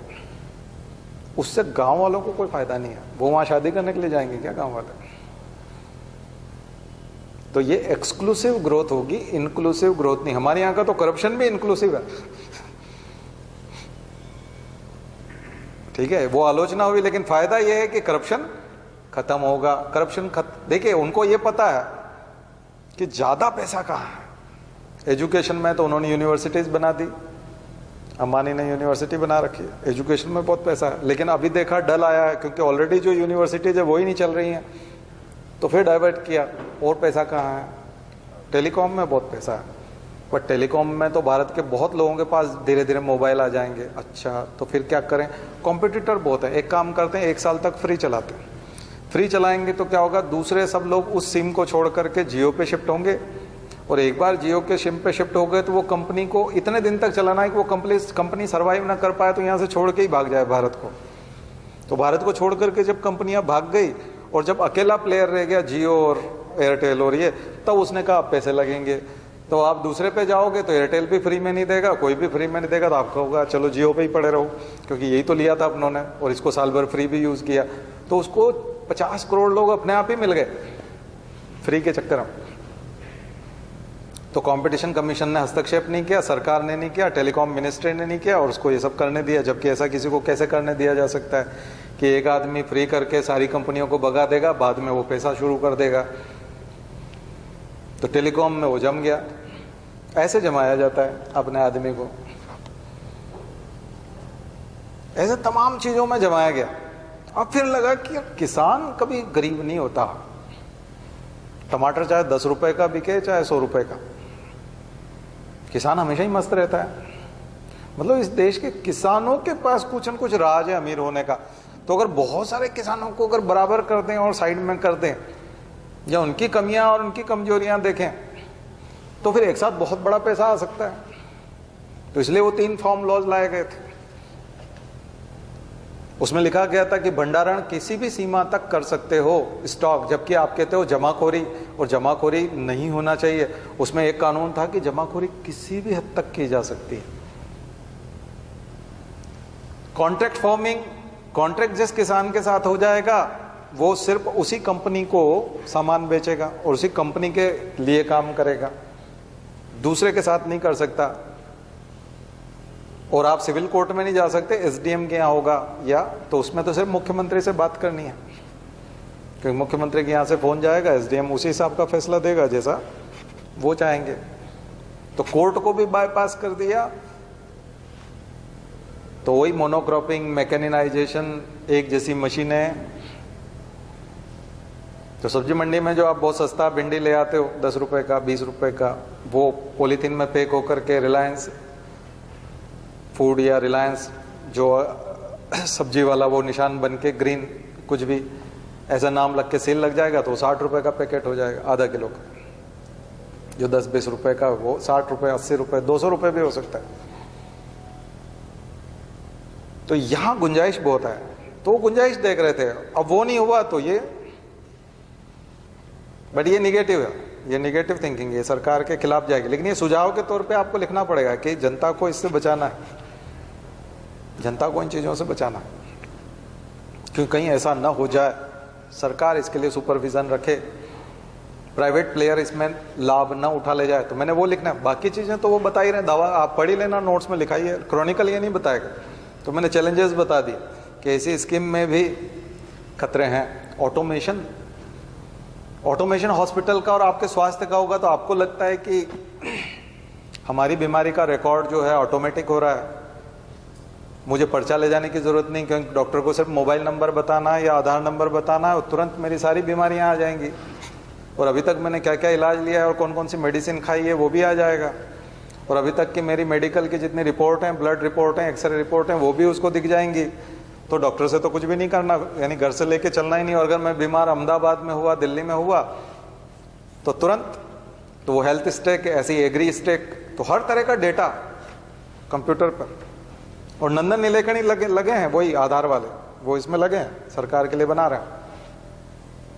बट फार्मास्यूटिकल में यदि अडानी अंबानी उतरेंगे तो उनको पता है कितने हाउस होल्ड में कौन सी दवाई, कितने लोग बीमार हैं और पिछले 4 साल में कितने लोगों ने कौन सी दवाई खाई, तो वही दवाई वो लॉन्च करेंगे। और ये डेटा सिलेक्टेड लोगों को, सारे हॉस्पिटल का एक जगह जाकर के जहाँ मिल रहा है, वो सिलेक्टेड किसी प्राइवेट पार्टी को, एक को तो दिया ही जा सकता, या तो फिर सभी को डिस्ट्रीब्यूट कर दो, ओपन हो, हम भी गवर्नमेंट की हेल्थ की वेबसाइट पे जाएं और कोई भी आदमी डेटा देख सके। या तो फिर ऐसा करो, पर वो गोपनीयता है, और गोपनीयता के नाम पे कि एक आदमी की बीमारी दूसरे आदमी को नहीं बताई जा सकती, लेकिन एक आदमी को तो बता रहे हो ना आप, जो आपका अपना है। तो अगर वो फार्मास्यूटिकल में उतरा तो फार्मास्यूटिकल का सबसे बड़ा किंग बन जाएगा, क्योंकि उसको पता है कि कौन सी दवाई बिकने वाली है, किस दवाई की जरूरत सबसे ज्यादा है, और किस जगह पर किस शहर में मुझे एजेंसी डालनी है, कहां सबसे बड़ा गोडाउन बनाना है दवाई का भी। तो ये जो जितने भी दवाई के छोटे मोटे रिटेलर हैं, होलसेलर हैं, ये सब खत्म। उससे पटवारी और गांव के बनिए जो उधार देते हैं, साहूकार, और वो सब जो कर्जा देते हैं, वो एग्री वाले से वो सब खत्म, स्वामित्व वाले से, क्योंकि अब वो कर्जा नहीं दे पाएंगे। देखिए गांव में भी साहूकार जो होता है, बनिया होता है, वो कमजोर आदमी पे, जिसका बच्चा आवारागर्दी कर रहा है, उस पर निगाह रखता है। मुझे भी एक जमीन मिल गई थी, लेकिन मैंने उसका फायदा नहीं उठाया। 1 करोड़ की जमीन थी और वो 15 लाख में ही उसका लड़का बेचने को तैयार था, क्योंकि वो आवारा था और फिजूल उसका कर्जा बहुत हो गया था। और वो 1 करोड़ की जमीन 15 लाख में बेचने को तैयार हो गया। मुझे भी अच्छा लगा कि इसमें तो 85 लाख का फायदा है। तो पहली इंफॉर्मेशन मेरे पास थी, मैं चाहता तो उसको 15 लाख दे के और वो कर लेता, 1 महीने बाद में उसको 1 करोड़ में बेच सकता था, या 2 महीने बाद, 1 साल बाद बेच देता, जब कोई मुझे अच्छा ग्राहक मिलता। लेकिन मुझे लगा कि ये एथिकल नहीं है, क्योंकि किसी को भी पता चलेगा कि इसने ऐसा किया है तो वो मुझे, मेरे प्रति अच्छी धारणा नहीं बनाएगा, क्योंकि उसको ये समझ में आ जाएगा कि इसने फायदा उठाया, क्योंकि इसका पिता मर गया था और ये 14-15 साल की उम्र से ही इसकी जो रास्ता, इसके दोस्त सब खराब थे, उल्टे सीधे काम करना शुरू कर दिए थे। उसने कार खरीदना, कार फिर सस्ते में बेच देना, फिर कभी एक्सीडेंट हो गया तो थाने में थानेदार को पैसे देना, ऐसे ऐसे काम किए, तो उससे बहुत जल्दी सारी जमीन बिक गई। तो ऐसी जगहों पर साहूकार जो है बड़ी निगाह रख कर उसको तत्काल उधार दे देना, फिर उसकी जमीन गिरवी रखवा लेना। अब ये जो 5 मिनट में लोन मिलेगा, कौन लोग लोन लेंगे? गवर्नमेंट, सरकार बोल रही है कि जो युवा बेरोजगार प्रॉपर्टी पे अपना एजुकेशन लोन नहीं ले पाते, कोलेटरल की तरह जमा करा के, उनको तुरंत मिल जाएगा। अगर किसी को 15 लाख किसी यूनिवर्सिटी में एडमिशन का चाहिए तो अभी उसको मिल नहीं पाता, और एजुकेशन वो अच्छी नहीं ले पाता, और 15 लाख तुरंत ले पाएगा। आपको लगता है 15 लाख यूनिवर्सिटी लेने वाले, यूनिवर्सिटी में जाने वाले लोग लेंगे, या आवारागर्दी करने वाले लड़के लेंगे, जो पिता का फोन भी वो खुद ही यूज करेंगे, ओटीपी भी उन्हीं के पास आएगा। कई लोगों के पिता समझते ही नहीं ओटीपी क्या होता है, वो आवारागर्दी करेंगे, कब गिरवी रख देंगे, और पैसा भी अकाउंट में आएंगे, निकाल ले जाएंगे, क्योंकि एटीएम कार्ड भी कई बार बच्चों के पास रहता है, पिता का भी, और वो आवारागर्दी करेंगे। पर ये तो एक दूसरा पक्ष हुआ। तो जितना भी टेक्नोलॉजी की वजह से विश्व गुरु बनने की बात कही गई, मुझे लगता है ये कोई विश्व गुरु जैसा कुछ नहीं है। केवल हर चीज़ मोबाइल पे हो जाएगी, हर चीज़ इंटरनेट पे हो जाएगी, हर चीज़ ऑनलाइन हो जाएगी, उससे कुछ नहीं होने वाला है। करप्शन जरूर थोड़ा बहुत कम होगा, ट्रांसपेरेंसी आएगी, रिकॉर्ड एक जगह होगा, गवर्नमेंट को पॉलिसी बनाने में मदद मिलेगी, ड्रोन पे सबके फोटो रहेंगे, काफ़ी अच्छी बात है, होना चाहिए। लेकिन उसके पीछे के जो कंस्ट्रेंट हैं उनको भी, चैलेंजेस को भी ध्यान में रखा। और मात्र इस आधार पर कह देना, रियल जो विश्व गुरु का कदम तभी होगा जब R&D में इन्वेस्ट होगा, लोग साइंस पढ़ेंगे, रिसर्च करेंगे, इनोवेशन होगा। हमारे मेक इन इंडिया का क्या हुआ? हम एक्सपोर्ट में गिर गए हैं। पिछले 60 साल की सबसे भयानक अनएम्प्लॉयमेंट दर है अभी, पिछले 60 साल की। और सबसे बड़ी बात है कि एग्रीकल्चर में पिछले 4 सालों में कम से कम 2 करोड़ लोगों ने प्रवेश किया है एग्रीकल्चर में। किसी भी विकसित हो रही अर्थव्यवस्था के लिए एग्रीकल्चर से बाहर आना बहुत ज़रूरी है और उसका मैन्युफैक्चरिंग और सर्विस सेक्टर में जाना बहुत ज़रूरी है। और अभी तक का जो ट्रेंड था उल्टा है, रिवर्स हो गया, रिवर्स हो गया, उल्टा एग्रीकल्चर में चले गए लोग। क्योंकि वो जो लॉकडाउन हुआ था कोविड का, गलत तरीके से जो लॉकडाउन किया गया था रात के 8 बजे, वो बिल्कुल गंदा तरीका था क्योंकि ट्रांसपोर्ट बंद कर दिया गया था और लोग सड़कों पर पैदल चल रहे थे, करोड़ों लोग, और वापस गांव में आए थे, वो वापस शहर पहुंचे ही नहीं, तो इंडस्ट्री में है ही नहीं। बहुत कम लोग वापस पहुंचे शहरों में। डिमोनेटाइजेशन के समय में जब बाहर हुए थे वो वापस नहीं पहुंचे बहुत सारे। तो एक चीन है, पूरी एक सीरीज है अव्यवस्थाओं की, जिसकी वजह से लोग पहुंच ही नहीं पाए वर्किंग फोर्स में, वर्कफोर्स में गए नहीं, खास करके मैन्युफैक्चरिंग में। तो अधिकांश लोग कंस्ट्रक्शन और एग्रीकल्चर में लगे हुए हैं। तो जब भी कोई इकोनॉमी विकासशील से विकसित अवस्था में पहुंचती है तो सबसे पहले उसका एग्रीकल्चर का परसेंटेज गिरता है, और हमारा पिछले 60 साल का सबसे वर्स्ट कंडीशन में। तो ये सारी चीजें, तो मैंने कुछ नई चीजों पे अलग अलग तरह के मुद्दे, अब उसमें सरकार की आलोचना है लेकिन आपको सुझाव के तौर पे लिखना है, क्योंकि सरकार की आलोचना करोगे तो फिर दिक्कत आएगी। तो आलोचना नहीं करना है, उसमें सुझाव के तौर पे कि हमारा सुझाव ये है कि सरकार को यूँ करना चाहिए। तो सुझाव क्या लिखोगे वो पता तो हो। तो आज हमने समस्याएं भी बताई और उसकी निपटने के उपाय भी, और इस पे काम करना पड़ेगा। गंदगी पे वो करने की वो नहीं है। किसी जगह पर गंदगी पड़ी हो तो प्रशासन का काम होता है कि उस पर सुंदर कालीन बिठाएं और प्रशासन के लोग उसके चारों कोनों पे पाँव रख के खड़े हो जाएं। लेकिन जिस गेस्ट को आप बुला रहे हो उसका पाँव अगर गंदगी पे पड़ेगा तो वो उछल करके बाहर आएगी और बदबू आएगी। और सबसे बड़ी बात है कि वर्तमान में तो ये जो मैं बातें बता रहा हूँ, सरकार में काम करने वाले लोग जो प्रो बीजेपी हैं, प्रो गवर्नमेंट हैं, वो लोग अब अखबार में लिखने लगे हैं कि ऐसा करो, ये ठीक नहीं है। यानी वहाँ जिसने उत्सव रखा है, जिसने कालीन बिछवाई है, उसी के घर के लोग, उसी के साथी कहने लगे बदबू तो कहीं से है, कालीन तो बड़ी सुंदर लेकिन बदबू आ रही है। ये सारा जो हाथ हिला रहे हैं कि बदबू तो आ रही है, ये सारे लोग वही हैं। अब वो लोग हैं, अब वो बोलने लगे, क्योंकि दूसरों को तो आपने चुप करा दिया कि चुप रहो, बदबू नहीं है, कालीन दिखाई नहीं देती। और प्रशासनिक लोग क्या करते हैं, प्रशासन सारे लोग उस गंदगी को ढकने का काम करते हैं, बल्कि उसको अच्छे से दबा के रखते हैं कि कहीं बाहर ना आ जाए। कालीन का सिलेक्शन भी वही करते हैं, मार्केट से खरीद के भी वही लाते हैं। तो ये काम दिया जाता है सरकार की गंदगी को छुपाने का। लेकिन ये तो काम नहीं है, गंदगी को साफ करना और फिर कालीन बिछाना, ये काम हो। कालीन नहीं भी होगी तो काम चल जाएगा, कालीन की जरूरत ही नहीं, बदबू नहीं होनी चाहिए।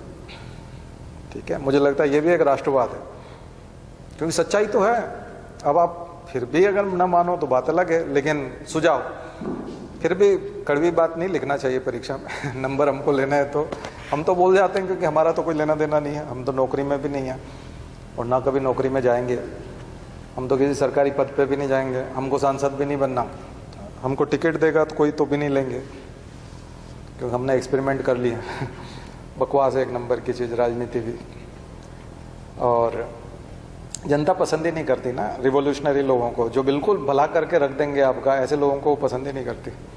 उनको चाहिए बेवकूफ़ बनाना। वो गुंजाइश देखते हैं कि किसी दिन हमको ही पैसे दे के काम कराना पड़ा तो हमको सुविधा वाला आदमी चाहिए, थोड़ा सा जो कम से कम। एकदम सख्त सिद्धांतवादी आदर्शवादी होगा तो हमको भी भगा देगा कि हम गलत काम नहीं करते, तो वो ऐसे रिस्क नहीं लेते। उनको क्रांतियाँ नहीं करनी, उनको परिवर्तन नहीं कराना है। ठीक है, और हम तो गुरुजी के साक्षात अनुयायी हैं, तो वो तो खुद ही पूर्व जन्म में अपने आप को कबीर मानते हैं, और कबीर का स्टाइल है, वो तो सभी को लताड़ करके बात करते हैं, सत्ता में हो चाहे विरोध में हो। कबीर हिंदू मुसलमान दोनों को लताड़ के बात करते हैं, तो हम तो उसी परंपरा के हैं। ठीक है, मीठी चिकनी चुपड़ी बातों से कुछ नहीं होता, सुधार होना चाहिए, सुधार की बात है। और अगर आप अच्छे हो तो उसमें बुरा लगने की जरूरत ही नहीं है। अच्छे हो और वाकई में अच्छा काम कर रहे हो तो फिर तो बुरा लगने की बिल्कुल भी जरूरत नहीं है, ठीक है ना। चलिए शांति पाठ करते हैं। ओम द्यौ शांति अंतरिक्ष ग्वम शांति पृथ्वी शांतिरापः शांतिरौषधयः शांति वनस्पतयः शांतिर्विश्वे देवा शांतिर्ब्रह्म शांति सर्वगं शांति शांतिरेव शांति सामा शांतिरेधि। ओम शांति शांति शांति सर्वारिष्टा सुशांतिर्भवतु। बोले गायत्री माता की, परम पूज्य गुरुदेव की, परम वंदनीय माता जी की। हम सुधरेंगे, हम बदलेंगे, एक बनेंगे। जन्म जहाँ पर, अन्न जहाँ का, ज्ञान जहाँ से, वह है प्यारा। देश की रक्षा कौन करेगा। मानव मात्र, नर और नारी, जाति वंश सब, भारत माता की, भारतीय संस्कृति की